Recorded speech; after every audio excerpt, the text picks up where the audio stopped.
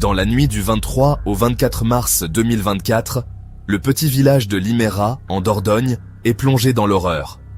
Amandine, une mère de 38 ans, et sa fille Nina, une adolescente de 13 ans, sont assassinés dans leur maison d'un lotissement HLM. Ce double homicide, d'une violence inouïe, secoue une communauté de 430 habitants, habitués à la tranquillité des campagnes périgourdines. Ce soir-là, un drame intime bascule dans la tragédie publique. Amandine était une femme discrète, généreuse, connue pour sa gentillesse. Une voisine adorable, confie un habitant à Dordogne Libre.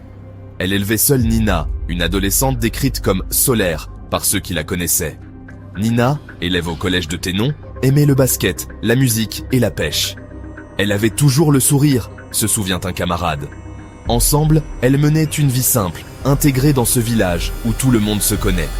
Mais cette nuit-là, leur foyer devient le théâtre d'un crime effroyable.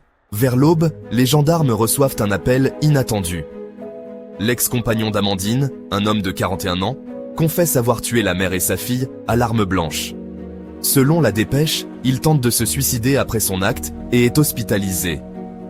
À leur arrivée, les autorités découvrent les corps sans vie d'Amandine et Nina, marqués par de multiples blessures. Les autopsies, rapportées par Sud-Ouest, confirmeront une mort par défaillance cardio-respiratoire, causée par la violence des coups. Le suspect, connu pour un passé judiciaire chargé mais sans antécédent de violence conjugale, laisse les enquêteurs face à un acte sans mobile clair.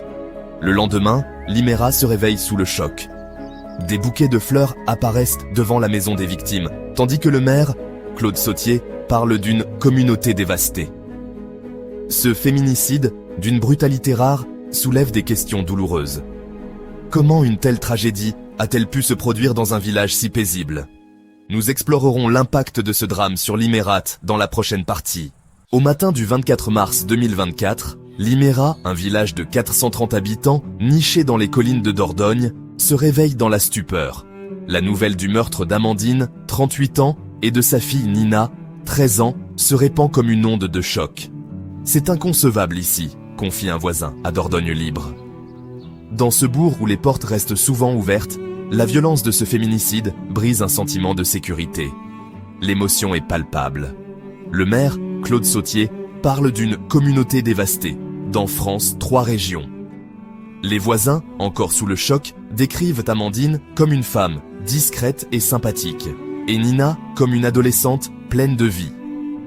Devant leur maison du lotissement HLM, des bouquets de fleurs et des bougies apparaissent dès le premier jour, comme un cri silencieux de douleur. Au collège de Thénon, où Nina était scolarisée, une cellule psychologique est ouverte pour soutenir ses camarades et les enseignants, terrassés par la perte. Ce drame s'inscrit dans un contexte plus large de violence conjugale en France.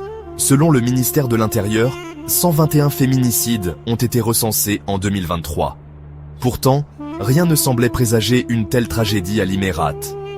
L'ex-compagnon d'Amandine, mis en cause, n'avait pas d'antécédents connus de violence sur elle, rapporte Sud-Ouest. Ce vide d'explication alimente l'incompréhension. Comment a-t-on pu en arriver là? S'interroge un habitant. Le drame révèle la difficulté à détecter les signaux avant-coureurs, même dans une communauté soudée. Mais au-delà du choc, Limérat refuse de se taire. Les habitants commencent à se rassembler pour honorer Amandine et Nina. Des messages de condoléances affluent à la mairie et une marche blanche est annoncée pour le 30 mars, comme le rapporte France Bleu. Cette mobilisation, empreinte de dignité, montre la résilience d'un village face à l'indicible. Nous découvrirons dans la prochaine partie comment la communauté a rendu un hommage vibrant à ces deux vies fauchées. Dans les jours qui suivent le drame du 24 mars 2024, Limérat se rassemble pour honorer Amandine et Nina, fauchées dans un acte de violence insensé. Le village, encore sous le choc, trouve dans l'unité une réponse à la douleur. Le 30 mars, une marche blanche réunit plus de 1100 personnes, rapporte Dordogne Libre. Ce cortège, empreint de silence, traverse les rues du bourg, portant le poids d'un deuil partagé. La marche blanche est un moment d'une force rare. Des adolescents, camarades de Nina au collège de Thénon, marchent en tête, tenant une banderole en son honneur. Des familles, des voisins, des anonymes venus de tout le Périgord se joignent à eux. Selon France Bleu, des messages comme « Pour que vous viviez toujours » sont brandis, reflétant l'amour pour une mère et sa fille, arrachées à la vie. Les fleurs blanches jonchent le sol, symbole d'une communauté unie dans le chagrin. Le 1er avril, l'église Saint-Hilaire de Liméra accueille les obsèques d'Amandine et Nina. Plus d'1 millier de personnes se pressent, bien au-delà de la capacité du lieu. Sud-Ouest décrit une cérémonie bouleversante, retransmise à l'extérieur. Le prêtre rend hommage à Amandine, généreuse et discrète, et à Nina, solaire, aimant le basket et la musique. Les mots du prêtre résonnent, leur lumière ne s'éteindra pas. L'inhumation au cimetière local, dans l'intimité, clôture ce moment de recueillement collectif. Ces hommages, couverts par les médias locaux comme France 3, restent ancrés dans la dignité, loin de toute récupération politique. La communauté agit avec le cœur, déposant des carnets de condoléances à la mairie et des fleurs au collège de Thénon. Ce drame, bien que déchirant, révèle la solidarité d'un village face à l'indicible.